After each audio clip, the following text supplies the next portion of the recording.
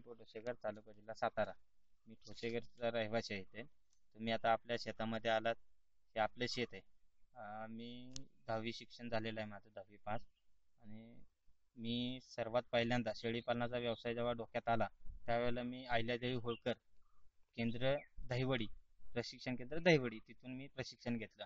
आणि ह्या प्रशिक्षण घेऊन शेळीपालनाच्या व्यवसायाला मी सुरुवात केली. तर तिथून मी त्याच प्रशिक्षण केंद्रातून पहिल्या 4 शेळ्या आणल्या. त्या शेळ्या आणल्यानंतर आपण आता चाऱ्याचा खर्च, आता हे आपल्याला सगळं जमणार नाही, म्हणून आपल्या शेतीमध्ये जर का चारा निर्मिती केली तर आपल्याला निव्वळ फायदा मिळू शकतो आपल्या शेतीतून. शेतीमध्ये काम करू लागलो त्यावेळेला मला असं कळून आलं की याला बाजारपेठेमध्ये जास्त मागणी आहे.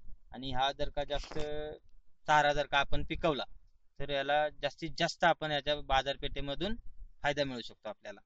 मला या उपक्रमाचा चांगला फायदा झाला. तर आपण सर्व शेतकऱ्यांनी एकत्र येऊन या उपक्रमाला प्राधान्य जर का दिलं तर आपण सर्वांना जास्तीत जास्त व चांगला नफा मिळू शकतो.